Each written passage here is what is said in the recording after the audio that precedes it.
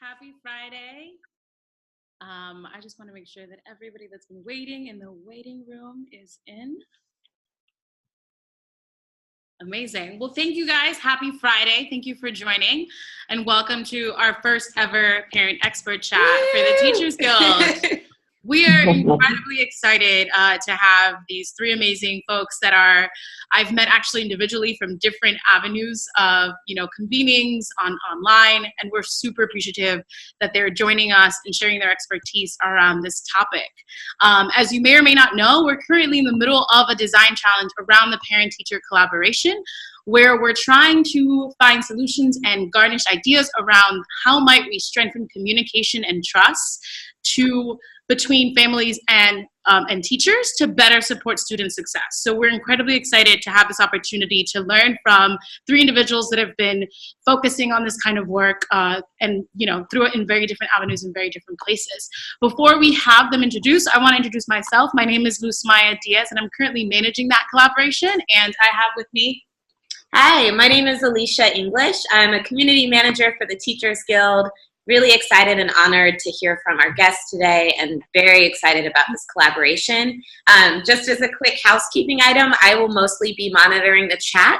So throughout this afternoon, if you have any questions, if you have any comments, feel free to jump into the panel and we'll make sure to address any questions at the end.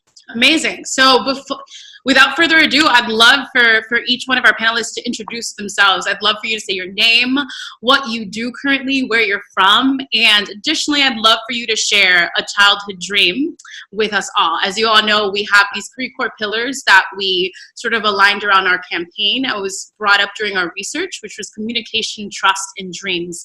And as we all know, we're all here to support each other, to support our students' dreams. So we would love to hear your dream as well. So Maria Elena, I'm going to kick it off to you first. Okay. Hi, everyone. My name is Maria Elena Meraz. I'm the founder and CEO of Parent Engagement Academy, a nonprofit organization in Los Angeles who serve parents and families. What we do is we work with the parents at the school sites, helping them to understand the school system and college system, giving the parents the tools and the information that they need in order to prepare their children, not only for the school level that they are, but also to move to college, get a job, and keep it in this new century, develop the skills that they need to do it, not only the hard skills, but also the soft skills that will allow them to have a better life. And my dream as a child, I grew up in Mexico, so I grew up that I'm gonna become a teacher, and then I become a lawyer, and then I ended up working with the community. So kind of like I did it. I did my dream come true in a way. You're living your dream, so that's special. Thank you, Maria Elena. I'm gonna pass it on to Cheryl. Hi there. My name is Cheryl Floyd. I am the Tennessee PTA president, and PTA is the Parent Teacher Association. We are an advocacy group for children. I live here actually in the Memphis area, and my childhood dream was to be, I knew I wanted to do something in the community. My mother was a community activist as well, and I knew I wanted to make a difference, and she instilled that importance in us early age, and I knew it would take hard work and education, getting my feet on the ground.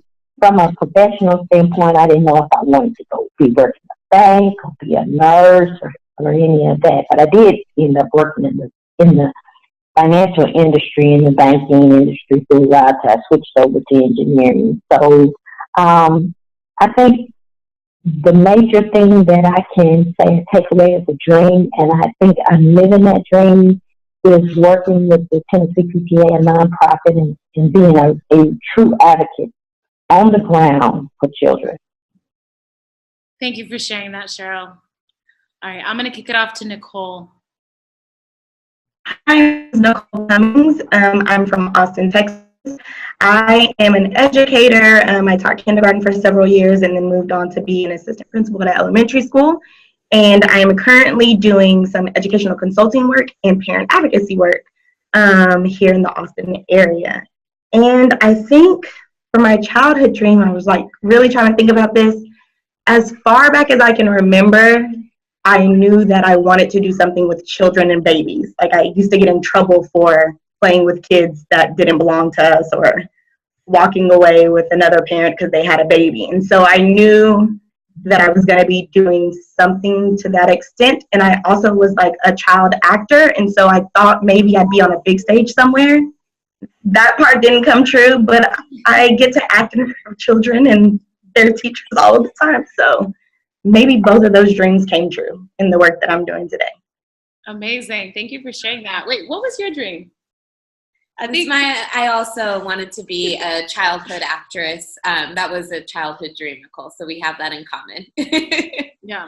Well, amazing. And my dream, I think I'm still figuring that out, but I have always wanted to at least learn 6 languages before I die. And I'm halfway there. So I guess that, yeah, I'm trying to get those dreams. Well, thank you for sharing all of that. It really just is grounding us into, well, what we're here to do. And I think we wanted to kick off the first question for all of you to answer around, family engagement is a hot topic right now. And we know and understand that when teachers and parents work together, the outcomes for students will change. And we know that for sure. But we know that can look in different ways, right? We know that family engagement can mean a lot of things. So I wanted to just start with a simple question as to how you define family engagement. And we'll start with Nicole so we can do the other way around. So yeah, when I think about family engagement, I think of the merging of family units. And so I think about maybe the merging of a school family with a child's family, or it can be a community family with a child's family. And just the merging of those entities to create space and opportunity where all of the people that are participating have the opportunity to have their voice heard, to have a seat at the table in a way that's productive and pushing students forward. And so that's what I think about when I hear the word family engagement. It's about bringing them in and creating space for them to collaborate. Amazing. I love this idea, Nicole, of families, or thinking of different communities that we engage with as an extension of our families. I think that's just really beautiful. Thinking of schools as families, thinking of workplace as families, thinking of our actual family as families. I really appreciate that. Thank you. Great. Cheryl, how would you define family engagement? Well, I too would define it as a two-way communication. And I think that participation is not just talking to or talking at someone or just imparting information, but a sharing of an individual concept of how we can work together to move the needle forward when it comes to the academic and the health and welfare of children. Now, there is a difference between involvement and engagement, and oftentimes we have stepped back and we have defined engagement as involvement. I go to the meetings, I check in, I read every report, I send it in, but it's not that in-depth, on the ground, direct conversation where what are you thinking and what am I thinking is engagement and how we're going to get there. And Nicole mentioned working into various communities. That level of engagement could be different, defined by where you are, where you live, your ideals, your culture. So we have to be sensitive to enough and inclusive enough to include that, to make sure that engagement is real and that it is beneficial for both parties. Thank you so much. I mean, I think that really is at the root of it, right? There's no strict recipe for family engagement, and it's about co-creation of that engagement, whether that be through parents and teachers together. It's all about that co-creation. So thank you for sharing that. We're going to pass it on to Maria Elena. Okay. Well, for me, parent engagement means many different ways to see it. One is that many times, or most of the times, the parents are engaged with their kids in an informal way at home, checking homeworks, helping them to read every day, make sure that they have everything in order to go to school. And many times people believe that the parents are not engaged because they don't see them at the schools participating in a PTA meeting or going to any other activity. That's a formal parent engagement when they actually part of the process and they have a voice and they're there all the time. But I believe that a word that can help to put those words together, it's information. Letting the parents know that they are engaged in their kids' lives, doing what they have to do, and also letting the administrators and the teacher know that the parents care about their kids, even though they don't know that they can help them more if they participate at the school. And also many parents, they don't go to the schools because they don't see that they can do that. They don't believe that that's their role, or their education level is not the one that they wanted to have. And then in some communities, the culture also played a factor. So in the Latino community that I can speak from, there is God and then the teacher and then God, or God and the teacher. So there is so high. The teacher is a person that is taking care of the kids every day. So how dare they gonna go and ask anything to the teachers? So the communication and the information and the resources and the tools that the parents they need to do it, and also communication, I believe that will be a key for improving parent communication and parent-teacher communication. Yeah. Thank you so much for sharing. And I think the reason why I wanted to start with that question is to ground us in the fact that this could look in many different ways. And we have to think about the community that we're serving and how to meet the community. It's not about this recipe that we have, this, one part this, one part credit, one part report card. It's around meeting the community and the needs of the community. So we're going to move on to our next question. Do you want to kick this one off? To Maria Elena? Sure. Yeah, so you actually spoke a little bit about communication and its value. So would love to hear a little bit about some of the best practices you've seen as an expert in this, in terms of actually being really effective with communication between schools or and families. Thank you for that, for considering me an expert. I humbly take that. And I've been working with families for the last 25 years of my life.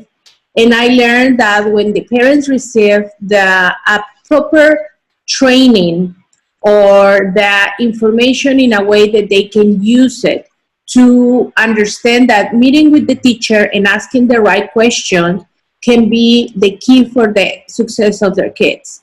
And also at the same time, when the teachers see that the parents make an appointment and show up, prepare with questions, with report cards, with the specific request to see if my child is in the right path, is my child participated in the school, is my child asking the right question.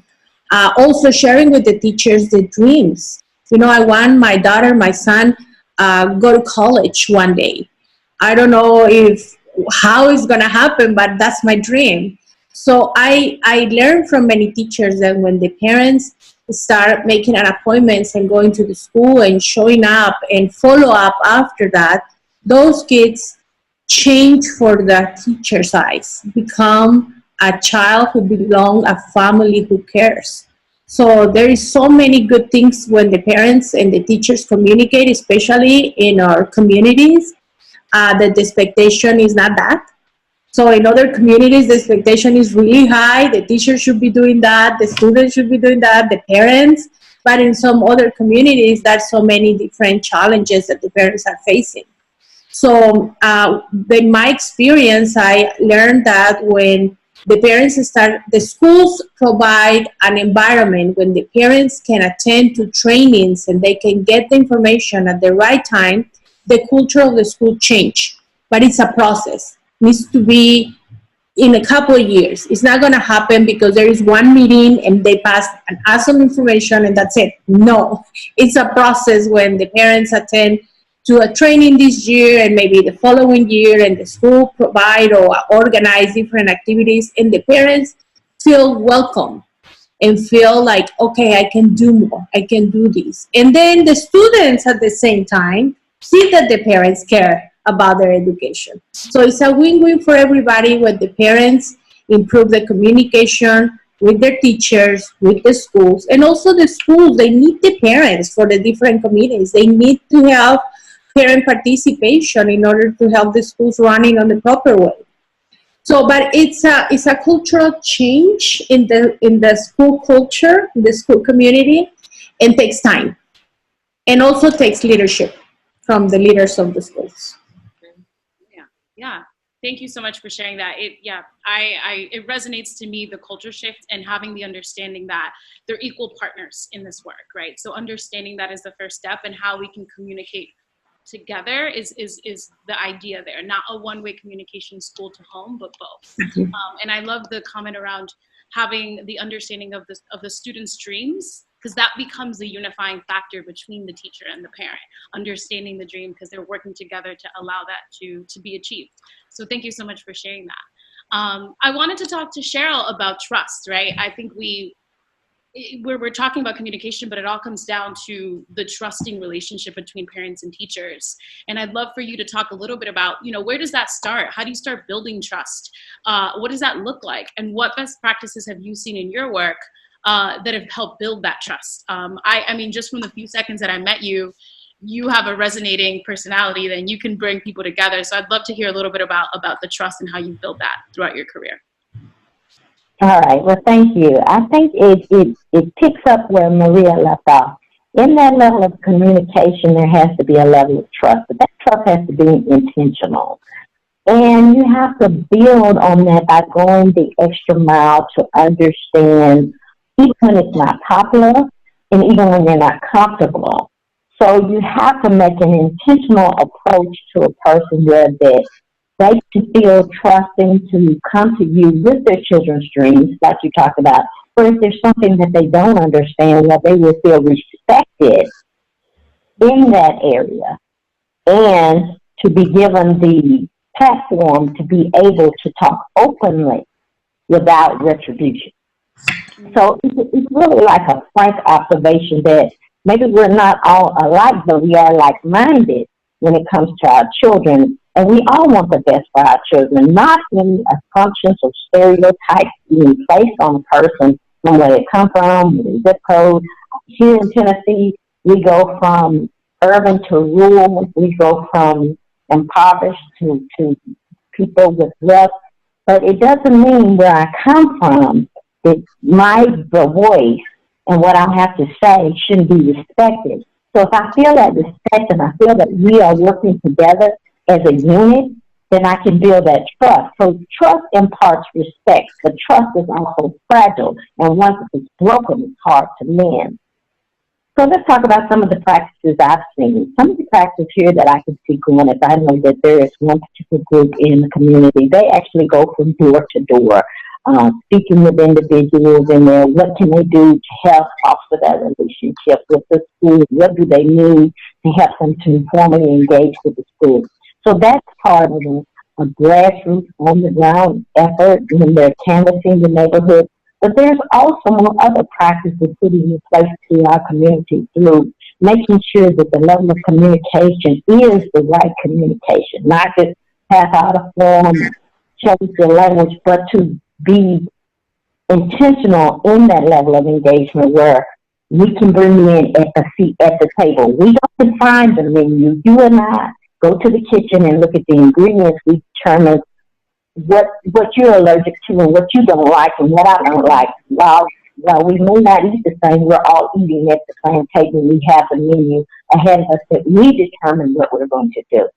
So that's some of the practice there. And it also even goes as far as I mentioned before, the levels of communication. I'm old school, okay?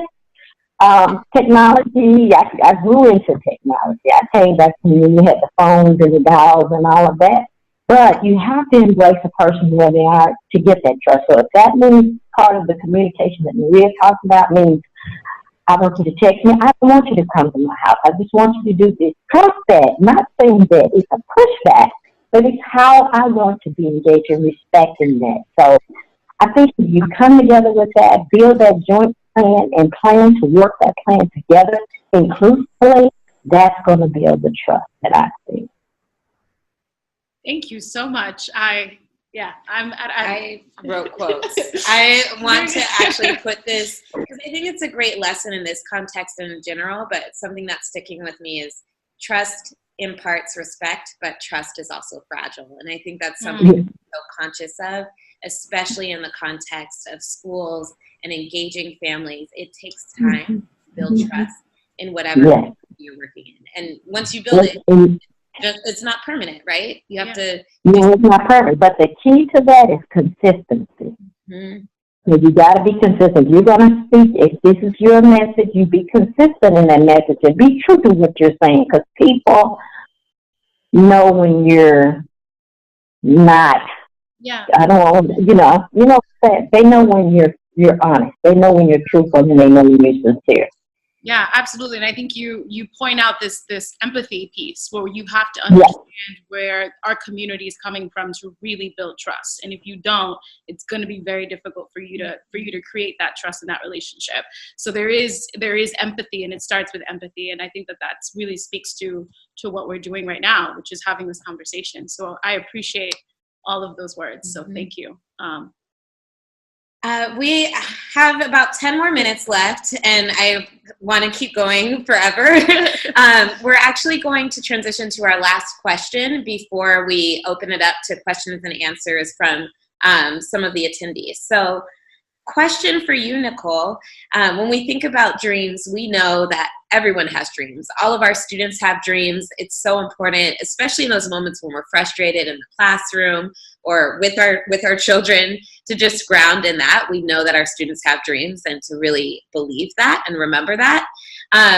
Would love to hear from you how we as families and parents especially can continue to actually advocate on behalf of our students to make sure that they're getting the support that they need to actually reach those dreams that they've set for themselves.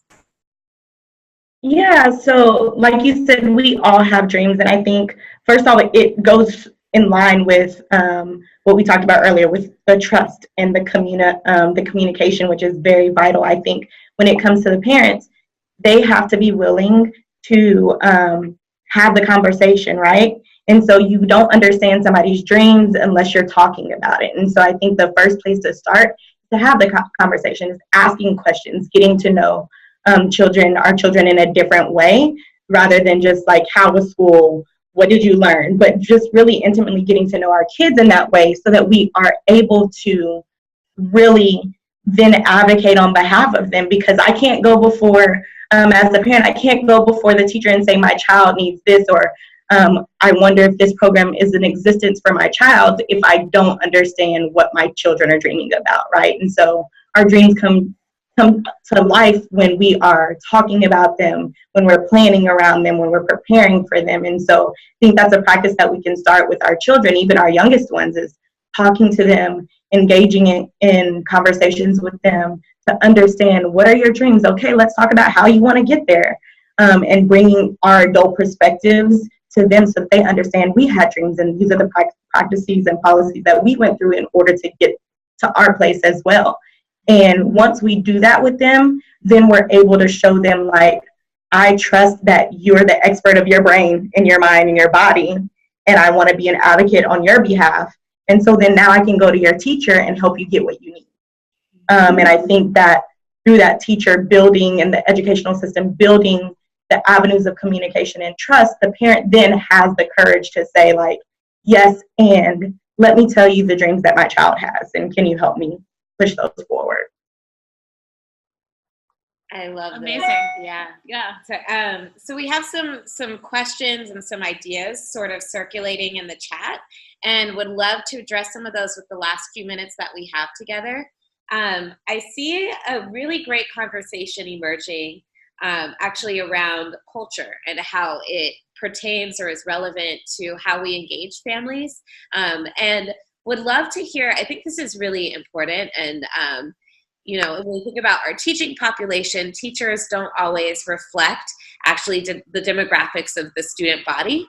And so for you all, I wonder, what are some ways that you've seen to be effective in terms of supporting teachers maybe to be conscious of how culture impacts communication, or how culture impacts even perception of students and their identities or their, in some cases, their abilities. So I'm curious how you all have navigated that or have seen that successful practices from either yourselves or from others.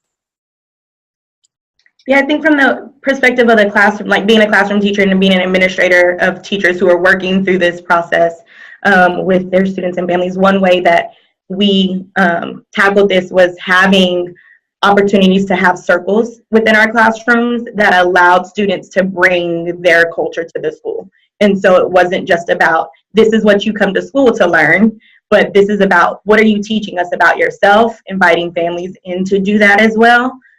So that we're building that family unit within the classroom in a way, so that it feels, children are able to see that their culture is being honored within our classrooms and in our settings. Yeah, absolutely. Did Cheryl or Marilena want to share on that? Yes. I would like to share. Can you hear me? Yep. Mm-hmm. Okay. I would like to share that for parents, many times it's really hard to reach out.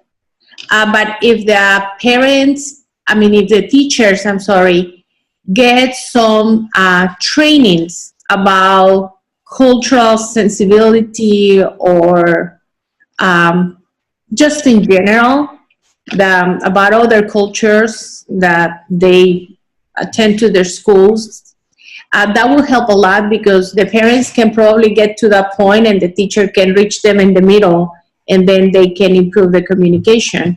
But needs coming from both sides. The teachers, they need to have that empathy for the community and understand that if the parent is not approaching, it's not because they don't care, it's because they don't know how.